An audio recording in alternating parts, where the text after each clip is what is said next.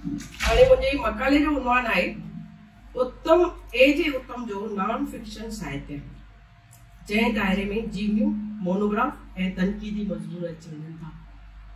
पर जीअं त तनक़ीदी मज़मून मैडम चवंदा, इन करे मां सिर्फ़ जीवनियूं ऐं मोनोग्राफ थी चवां। उत्तम जो लिखियल आहिनि 4 जीवनियूं जेके किताबड़ी रूप में आहिनि, फुल साइज कान्हे, किताबड़ी रूप में। हालांकि मां न ॾिठो आहे, पर जिन बुज़ुर्गनि मूंखे ॿुधायो उन हिसाब सां सरहद जो गांधी, विजय लक्ष्मी पंडित, टैगोर हिकु झलक, ऐं ॿियो लीनियन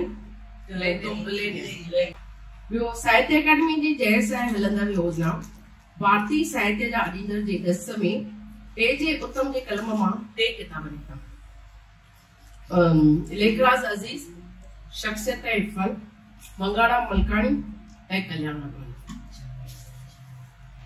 तनक़ीदी मज़मून उत्तम जा 10 खन किताब आहिनि, जेते मैडम ॻाल्हाईंदा। नॉन फिक्शन में तो अचे, पर मैडम ॻाल्हाईंदा। वक़्त जे महदूद दायरे खे ध्यान में रखंदे उत्तम जी जीवनी जो जिक्र थोरे में कंदसि। उत्तम जे किताबनि ते रोशनी विझां, उन खां अवल हिते हिकु ॻाल्हि वाचे करियां। हालांकि उत्तम को शाइर कोन हो, पर हिन न फ़क़त नस्र जी हर का सन्फ़ ते तनक़ीदी जाइज़ो वरितो आहे, पर शाइरीअ जे घणनि ई सन्फ़ुनि ते पिणु पंहिंजी तहक़ीक़ी नज़र विझंदे चङी चोखी तनक़ीद कई आहे। अॼु साहित्य अकादमी तरफ़ां उत्तम ते सिम्पोज़ियम थी रहियो आहे, त मुंहिंजो फर्ज़ आहे त उत्तम जा साहित्य अकादमी तरफ़ां छपियल किताबनि जी जो ज़िक्र पहिरीं करियां, ऐं उन्हनि किताबनि में बि वरी कल्याण आडवाणी जे किताब जो ज़िक्र पहिरीं कंदसि। छो जो सिंध हिंद जी अज़ीम शख्सियत शाह लतीफ़ जो अख्तियारी, सिंधी तनक़ीद निगारीअ जो खेत्र में पीर जो पत्थर ऐं हिंद जे नक़ादनि जो सरमो, मज़मून निगाह ऐं युगानी हस्ती प्रोफेसर गुलचंद आडवाणी, जंहिंजी जन्म शताब्दी कल्ह 2 दिसंबर ते थी। अहिड़ी अज़ीम शख्सियत कल्याण आडवाणी ते 2002 में उत्तम जी जीवनी लिखियल आहे। मूंखे यादि आहे 2011 में कल्याण आडवाणी ते चांदीबाई कॉलेज में सेमिनार थियो हुयो, जंहिंमें मां बि मकानो पढ़ियो हुयो कल्याण आडवाणी ते। इन किताब में 10 बाब दर्ज थियल आहिनि। बाब पहिरियों, बालपुर ऐं जवानी। बाब जे शुरूआत में लेखक सिंधी नस्ल जी शुरूआत ऐं सिंधी लिपीअ ते थोरे में रोशनी विधी आहे। कल्याण आडवाणी जे बाल अवस्था खां जवानीअ जे सफ़र जे सिलसिले खे अॻिते वधाईंदे ॼाणायो आहे त कल्याण आडवाणी जे घर जो माहौल में टिड़ियल पखिड़ियल सूफ़ी वीचारनि जो असर हो, जॾहिं त हिन प्राइमरी, सेकेंडरी ऐं कॉलेजी तइलीम हैदराबाद में वरिती, ऐं उन वक़्तु संदसि स्कूली ऐं कॉलेज जा उस्ताद वॾियूं हस्तियूं हुआ, जंहिंजो असर पिणु हिन ते पियो। कल्याण आडवाणी MA अंग्रेज़ी ऐं फारसी में पास कई ऐं ही क्रिकेट रांदि जो पिणु क़ाबिल हो। आडवाणी नौकरीअ जी शुरूआत नवोदय स्कूल में मास्तीअ सां कई, जिते हू मैट्रिक भी पढ़ाईंदो हो। उन वक़्तु उत्तम उनजो शागिर्द हो। बाब जी पिछाड़ी में लेखक प्रोफेसर कल्याण आडवाणी जे शुरुआती साहित्यिक सफ़र जा पिणु कुझु तिरवड़ा विधाए। हवालनि ऐं रायनि जे ॾस में ॾिसजे त कल्याण आडवाणी जा लेख कल्ह जी यादि जा हवाला समूरी जीवनीअ में फैलियल आहिनि। जीअं त यादगिरियूं ई आत्मकथा जो अहम रोल अदा कनि था। जिन यादगिरियुनि खे ताज़ो कंदे लेखक 4 पेज खां 10 पेज ताईं कल्याण आडवाणी जे यादगिरियुनि जा आबशार समेटिया आहिनि, जॾहिं त मंगाड़ा मलकाणी जे किताबनि ऐं ख़ासि सिंधी नस्ल जी तारीख़ जा हवाला दर्ज कंदे लेखक पंहिंजे तहक़ीक़ी नज़र सां समूरो बाब दिलचस्प ऐं ॼाण ॾींदड़ बणायो आहे। प्रोफेसरी जीवन। सेकंड बाब प्रोफेसरी जीवन। कल्याण आडवाणी जो प्रोफेसर जीवन 1942 खां शुरू थियो, जो हैदराबाद जे दयाराम किदुमल नेशनल कॉलेज में पारसी अंग्रेजी ऐं सिंधी जो प्रोफेसर मुक़ररु थियो, जेको सफ़र 1976 ताईं लगातार 34 साल हलियो। लेखक तंहिं सफ़र जूं झलकियूं पाठकनि ताईं पहुचाईंदे आडवाणी जे पढ़ाईअ जे लासानी ढंग जूं आडवाणी जे पढ़ाइण जे ढंग जूं लासानी सारा जूं सुर्खियूं भरींदे उन सफ़र में आडवाणी जे सरगर्मियुनि जो पिणु ज़िक्र कयो आहे। सुफ़े तेणे ते लेखक लिखे थो, हक़ीक़त में हैदराबाद कॉलेज में प्रोफेसर जेठमल परसराम जी जगह ते कल्याण के सिंधी जो प्रोफेसर मुक़ररु करण सां शाह लतीफ़ बाबति सरगर्मियूं तेज थी वयूं ऐं प्रोफेसर जे कलम मां भी शाह ते लेख लिखण जो सिलसिलो वधी वियो। जीअं हिन तरफ़ां लतीफ़ बाड़ी नाले 1942 खां 1946 ताईं मैगज़ीन निकरण लगी। ही बा प्रोफेसर जीवन पिणु ॼाण वधाईंदड़ ऐं उम्दो बाब थी बीठो आहे। भारत लॾण बैदि रिहाइश ऐं रोज़गार टियों बाब। लेखक हिन बाब में विरांगे जी ॾकोईंदड़ पीड़ा ऐं दर्दनि जे ज़ख़्मनि खे ताज़ो कयो आहे, जॾहिं त विरांगे बैदि कल्याण आडवाणी पिणु रिहाइश ऐं रोज़गार खे कीअं मुंहुं ॾिनो तंहिंजूं तस्वीरूं हिन बाब में चिटियूं नज़र अचनि थियूं। कल्याण आडवाणी खे कॾहिं खां ऐं कीअं तनक़ीद जो बानी ऐं शाह जो इख्तियारी करे कोठियो वियो तंहिं ते पिणु हिन बाब में गहराई सां रोशनी पियल आहे। उत्तम ॼाणायो आहे त कल्याण आडवाणी 1952 में शाह जो जॾहिं किताब लिखियो, जेको विरांगे बैदि पहिरियों तनक़ीदी किताब आहे, जेको अॼु ॾींहं ताईं युगानो आहे। हिन किताब में काफ़ी नओं मवाद आहे जो सिंध में छपियल गुरबख्शाणी जी किताब मुक़द लतीफ़ीअ में भी कोन्हे। कल्याण आडवाणी जी शाह जे जिन बाबनि में नवाण आहे, तिन बाबनि जो ज़िक्र कंदे उत्तम चङी चौखी तहक़ीक़ कई आहे। से आहिनि शाह जी नाटकी तर्ज़, शाह जा सूरमा, शाह जूं सूरमियूं। समूरो बाब हिकु तहक़ीक़ी मकाले मिसल थी उभरी बीठो आहे। शाह सचल सामीअ जो पार्टियूं। विरांगे बैदि कल्याण आडवाणी हिक ॿिए पुठियां 3 किताब लिखिया। शाह सचल सामी। कल्याण आडवाणी जे उन्हनि तनक़ीदी किताबनि जे सिलसिले में उत्तम ॿियनि अदीबनि जे रायनि खां पोइ बहितरीन ढंग सां पंहिंजा राया ॾिना आहिनि। तंहिं मां 26 पेज ते हिकु हवालो पेश कंदे लिखे थो, जंहिं तरह हिन शाह ते नई रोशनी विधी आहे, तहिड़े नमूने हिन सामी ऐं सचल जे तनक़ीदी किताबनि में पिणु नई रोशनी विधी आहे। उत्तम अॻिते लिखे थो, प्रोफेसर कल्याण सामीअ में पहिरियों दफ़ो सामाजिक ऐं इतिहासिक पस मंज़र जी परख कई आहे। कल्याण आडवाणी जी टिनी किताबनि जो गहराई सां अभ्यास कंदे उत्तम बहितरीन राया कोट कंदे पंहिंजा तनक़ीदी राया ॾींदे कामयाब कदम रहियो आहे। बाब 5 में शाह जे रसाले जो युगानो कारनामो, जेको 1958 में छपियो।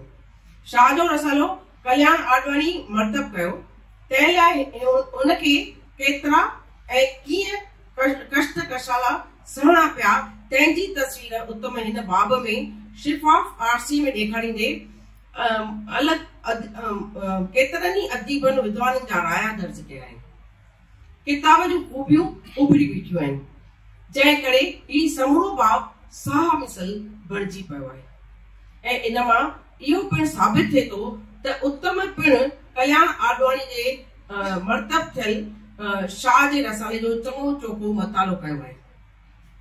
बाब 6 कल्याण जे रसाले जी कदुरशनासी ऐं अहमियत। पाठक जॾहिं ही बाब पढ़ंदा त फ़ख़्र सां संदन ऊंचो महसूस कंदा। कल्याण आडवाणी जी जेका सिंध हिंद में कदुरशनासी थी, तंहिंजूं सिलसिलेवार तस्वीरूं उथलाईंदे कॾहिं किथे कहिड़े साल कहिड़ी संस्था सरकारी चाहे गैर सरकारी समूरा डिटेल्स उत्तम सिलसिलेवार ॾिना आहिनि।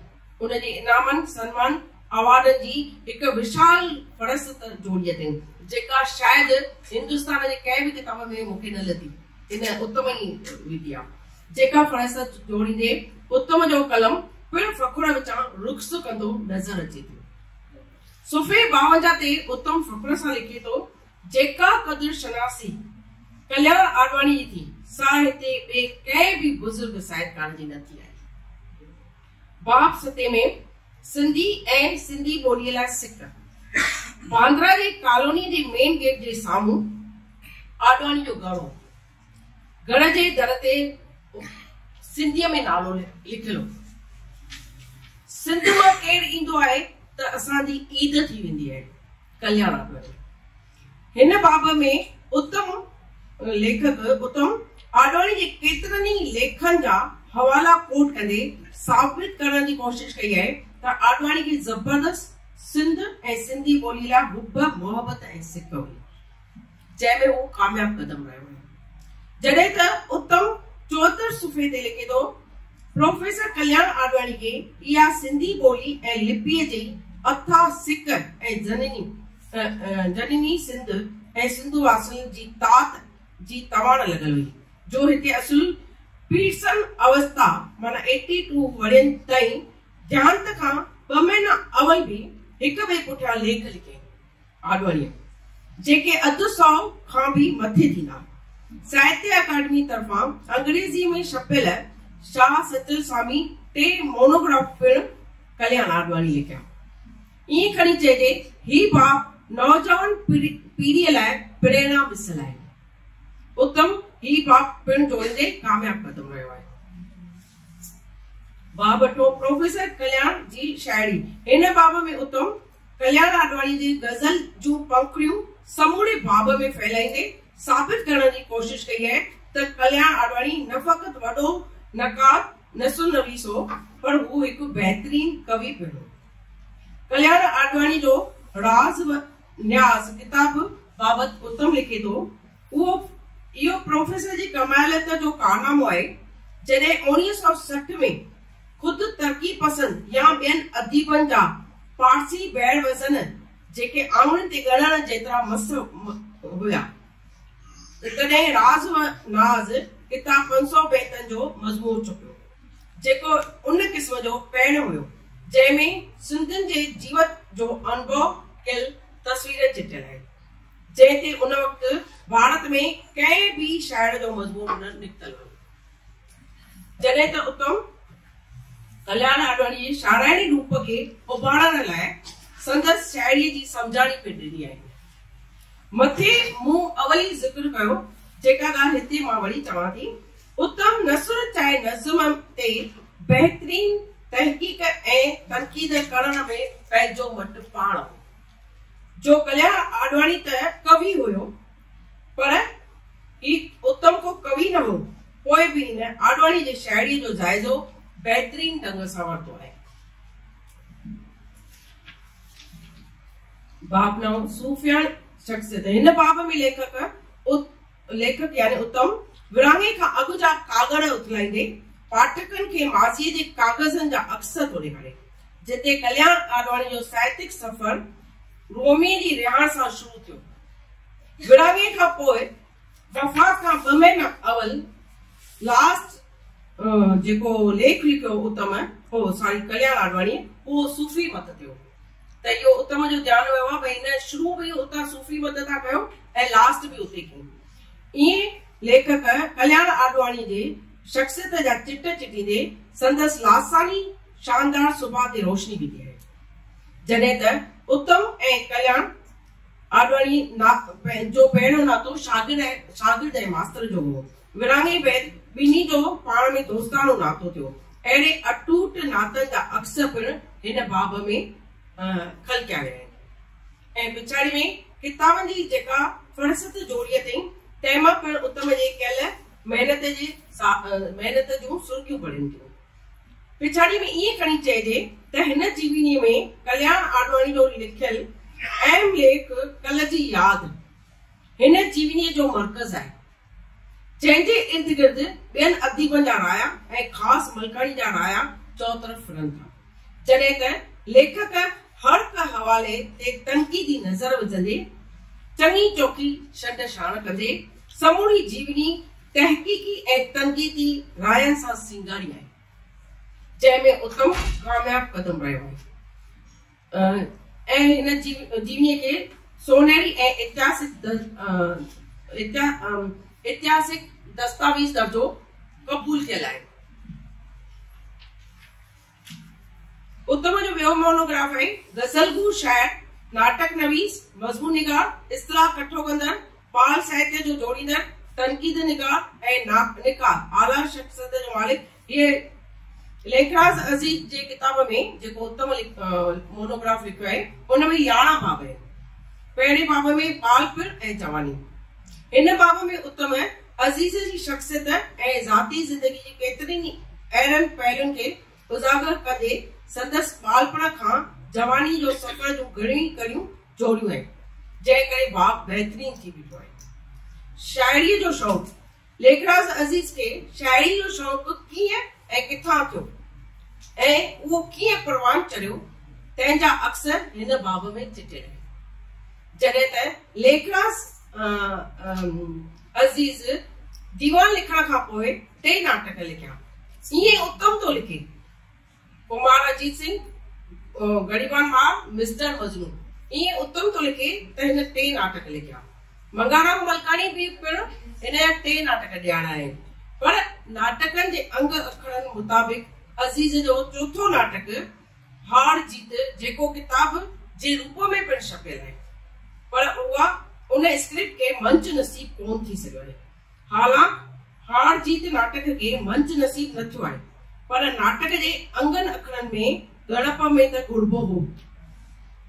इन चङी चोखी तहकीक जी जो शरफ जो हकदार डॉक्टर प्रेम प्रकाश है, जंहिं पंहिंजे थीसिस जे 132 पेज ते अज़ीज़ जो चौथो नाटक ॼाणायो आहे ऐं संदसि चइनी नाटकनि ते सिंध जे हवाले सां तनकीदी जाइज़ो पिण वरितो आहे। बाब टियों नाटक नवीस वारे बाब में लेखक अज़ीज़ जे 3 नाटकनि ते रायनि सां तनकीदी जाइज़ो वठंदे अज़ीज़ जे गीतकारीअ ते पिण सरसरी रोशनी विधी आहे। हिन मंगाराम मलकाणी जे नाटकनि जा भी गीत लिखिया, उन ते सॼो लिखियो अथई।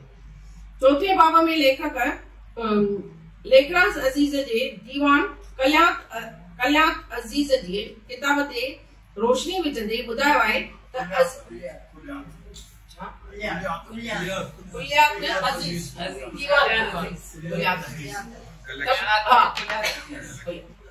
कुलियात अज़ीज़ जे किताब ते रोशनी विझंदे ॿुधायो आहे त अज़ीज़ जे कलामनि खे न सिर्फ़ मुशाइरनि में दाद मिलंदो हो, पर मैट्रिक ताईं सिंधी दर्सी किताबनि में जोगी जाइ मिलंदी रही। उत्तम संदसि गज़लनि जे ॿोली तरफ़ पिण ध्यानु छिकायो आहे ऐं ॼाणायो आहे संदसि ॿोली नस्बत सिंध में चौबोलो भी मतो हो। तंहिं वाद विवाद जूं झलकियूं पिण लेखक रायनि ऐं मिसालनि सां हिते पेश कयूं आहिनि। बाब 5 अदबी मज़मून नवीस। हिन बाब जी शुरूआत में लेखक ॼाणायो आहे त अज़ीज़ जेके पहिरीं नाटक लिखिया हुआ से बहितरीन हुआ। 3 नाटकनि जी ॿोली सलीस ऐं सुफ़ हुई, जंहिं करे संदसि शुमार सफल नाटकनि नवीसनि में थियो। कुलियात अज़ीज़ बैदि संदसि मज़मूननि जो मज़मून ऐं अदबी आईनो छपियो, जंहिं खेसि मज़मून नवीसी जे अवल सफ़ में आणे बि आयो। संदसि मज़मून दर्सी किताबनि में पिण दर्ज कया विया, जॾहिं त अदबी आईनो जा जेके 29 मज़मून आहिनि उहे उत्तम पंहिंजे तहकीकी नज़र सां उन्हनि ते पिण रोशनी विधी आहे। बाब 6 में अज़ीज़ जा 4 शाइरी जा मज़मूआ, 3 ते शाइरी जा मज़मून आहिनि। तंहिंखां पोइ बि उत्तम ॾाढो लासानी ढंग सां उनजी तहकीक ऐं तनकीद कई आहे। बाब 7 में सलीस ऐं सिंधियत जो कलाम। हिन बाब में उत्तम विरांगे खां पोइ अज़ीज़ जे किताबनि ते रोशनी विझंदे बहितरीन ढंग सां बाब जोड़ियो आहे।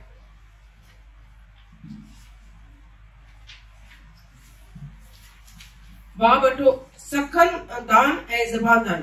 लेखराज अज़ीज़ केसी कॉलेज जे सिंधी विभाग जो प्रोफेसर कीअं पढ़ियो, तंहिंजा चिट चिटींदे अजीज जे क्लासिकल शायर अजीज जेके किताब लिखिया शाह सचल स्वामी मज़मूननि जो जाइज़ो वठंदे आखिरी भेट संदसि इस्तिलाह ऐं पाकनि ते गहराई सां ज़िक्र कयो आहे हिन बाब में, जॾहिं त अज़ीज़ ऐं बेवस जे विच में थियल बहस जो ज़िक्र पिणु शुमारियल आहे, जो पढ़ण वटां आहे ऐं दिलचस्प आहे। अज़ीज़ ऐं किशनचंद बेवस जो केसी में ॾाढो इहो थियो हुयो त उहो सॼो विधो अथई हिन में। उत्तम 78 पेज ते हिकु ध्यानु शिकाईंदड़ हवालो लिखे थो, प्रोफेसर मलकाणी हिकु दफ़ो मूंखे लिखियो हो त ॿोलीअ जे लिहाज़ खां असीं सभु अज़ीज़ जे भेट में बालक आहियूं। अज़ीज़ न रुगो हिकु आला शाइर आहे पर सिंधी जी हिकु अज़ीम शख्सियत आहे। बाप नाओ सिंधियत जी हलचल जो हिसो। जीअं अज़ीज़ सिंधी जो प्रोफेसर मुक़ररु थियो तीअं ई हिन सिंधी शागिर्दनि जे लाइ हिकु सिंधी अदबी संस्था ठाही ऐं जंहिंजे ज़रिए केतिरा ई प्रोग्राम करे सघियो। हिन बाब में उत्तम सिंधी ॿोली तस्लीम ॾींहं जा कुझु चिट चिटींदे, कॉन्फ्रेंस सम्मेलन जा अहवाल ओतींदे, अज़ीज़ जे बीमारी जो अहवाल ॾींदे, अज़ीज़ जे ॾुखोईंदड़ ख़तनि जी अहम टुकड़नि खे पिणु शुमारियो आहे, जो ही बाप घणी ॼाण ॾींदड़ थी बीठो आहे। बहुगुणी शख्सियत हिन बाब में उत्तम अज़ीज़ जे सुभाउ उदारी रोबदार शख्सियत जूं झलकियूं शुमारींदे संदसि कुझु शाइरी जूं पंखड़ियूं फैलाईंदे अहिड़ी लासानी शानदार बहुगुणी शख्सियत खे साबित करण में लेखक कामयाब कदम रहियो आहे। हिन जीवनी खे पिणु अहम दस्तावेज़ जे ॻणप में शुमारियल आहे। टियों मगाड़ा मलकाणी टी जीवनी।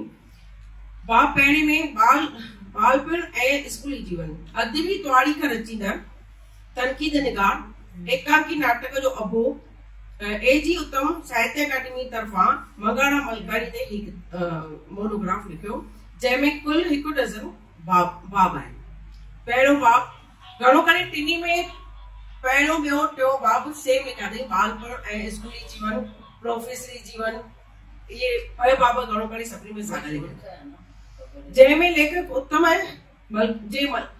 मलकाणीअ जे जनम, जमींदारी कुटुंब जो ज़िक्र कंदे, प्राइमरी स्कूल ऐं तइलीम ते रोशनी विझंदे, संदसि आदर्शी उस्तादनि जो ज़िक्र कंदे बाब सां बखूबी निभाउ कयो आहे। जॾहिं त हिन समूरी जीवनीअ में मगाड़ा मलकाणीअ जो किताब साहित्यकारनि जी समृतियुनि जा हवाला पिणु टिरियल पकड़ियल आहिनि। ॿियो बाब जवानी ऐं कॉलेजी जीवन। प्रोफेसर मलकाणी कॉलेज में दाख़िल थियण ते शागिर्दी राजनीति जो हिकु अहिड़ो लड़ाकू ऐं क़ौमी रूप पसायो आहे, तंहिंजो चित्र लेखक तमामु उम्दे नमूने पेश कयो आहे। मलकाणी जे हुब अलवतनी या चिट चिटण में पिणु लेखक कामयाब कदम रहियो आहे, जॾहिं त संदसि शख़्सी ज़िंदगीअ जूं पिणु के कुझु ख़ासि झलकियूं शुमारींदे, जीअं त मलकाणी ॾेती लेती जे बरख़लाफ़ हो, तंहिंजा अहम मिसाल पिणु पेश कया आहिनि। ॾेती लेती जे बरख़लाफ़ हो, हिन जे पीउ 6000 ॾेती लेती वरिती हुई, त अॻिते हली पीउ सां वरे थो भई 6000 उहे वापसि ॾे, हुन नुंहं खे वापसि ॾे, ऐं पोइ वापसि ॾिनाई। त हीअ शुरू खां ई ॾेती जीअं पहिरीं सवेल सभिनी चयो भई तरक़ी पसंदि ॾेती लेती जे बरख़लाफ़ हूंदा, त हे बि ॾेती लेती जे बरख़लाफ़ हूंदा, जंहिं करे बाप पढ़ण में दिलचस्पी क़ाइमु रहे थी ऐं आख़िर ताईं। टियों बाब ज़मींदारीअ जो दौर। हिन बाब में लेखक मलकाणी जे ग्रेजुएट थियण बैदि 5 साल खनि ज़मींदारी कीअं संभाली, तंहिंजा चिट चिटींदे खेसि तरक़ी पसंदि ज़मींदार जो लक़ब ॾिनो आहे। जॾहिं त ज़मींदारीअ जो कमु संभालींदे मलकाणी कीअं पहिरीं तर्जुमे जी सनफ़ में कदम रखियो ऐं पोइ असूल को साहित्य रचींदे साहित्यिक ख़िज़मतुनि में पिणु अॻिणो रहियो। लेखक अहिड़ियूं तस्वीरूं ॾेखारण में कामयाब कदम रहियो आहे। गुरुदेव टैगोर सां गॾिजाणी।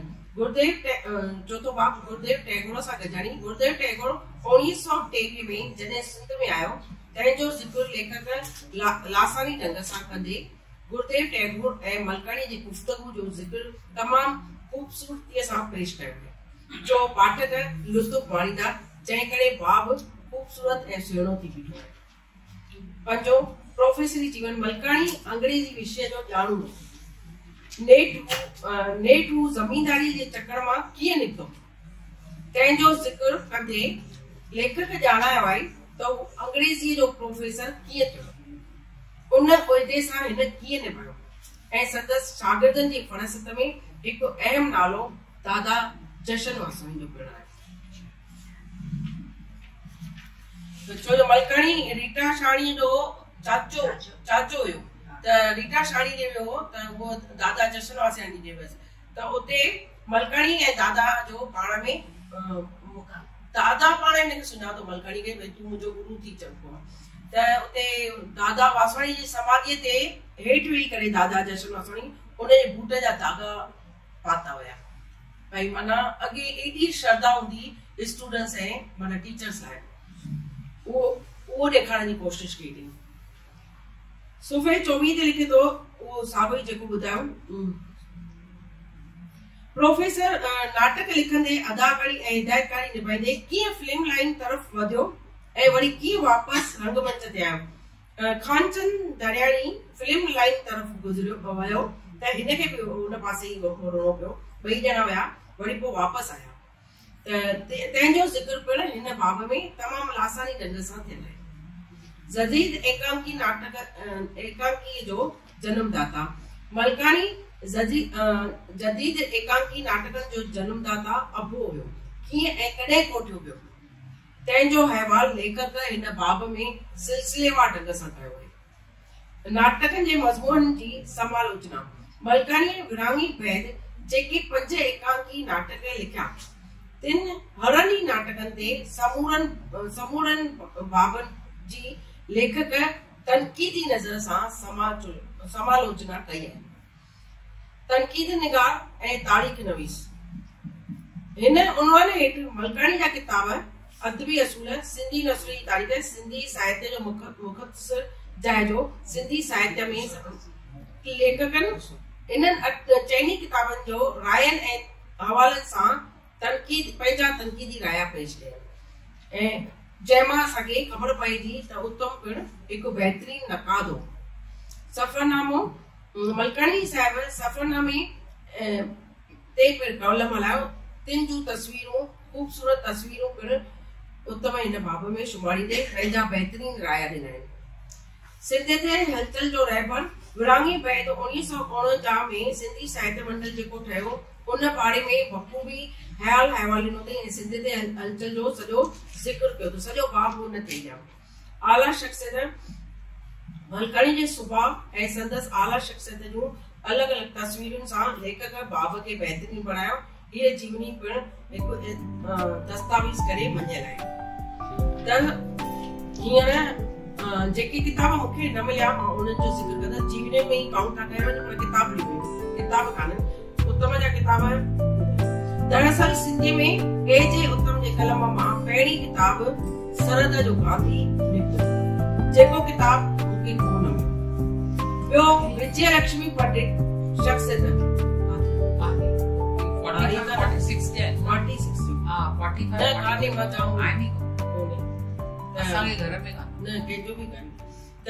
लक्ष्मी पंडित जेको उहो बि कान्हे, उहो 46 जो निकिला न, विजय 46 जो।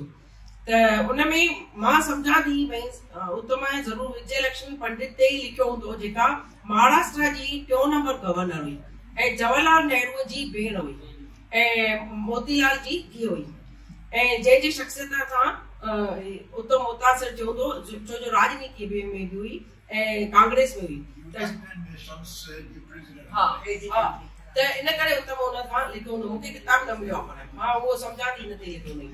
ऐं हिन में हिकु ॻाल्हि यादि थी अचे, हिते हिकु ॻाल्हि ॿुधाइण वाजिब थो लॻे त राम जेठमलानी जेको पहिरियों केस नेवीअ जे कमांडर नानावती जो खटियो हुयो, उनखे फांसी जी सजा बि डिक्लेयर थी हुई, पर उनजी फांसी जेका रद्द कराइण वारी हुई उहा विजय लक्ष्मी पंडित।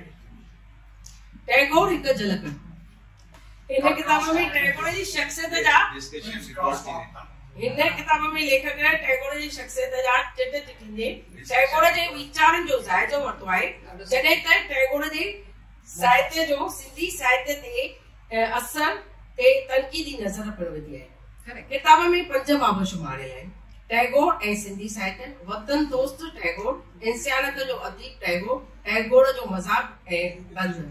उत्तम लिखे थो, सिंधीअ में टैगोर जी बहुगुणी कला जो न पूरो फैलाव थियो आहे न क़दुरु।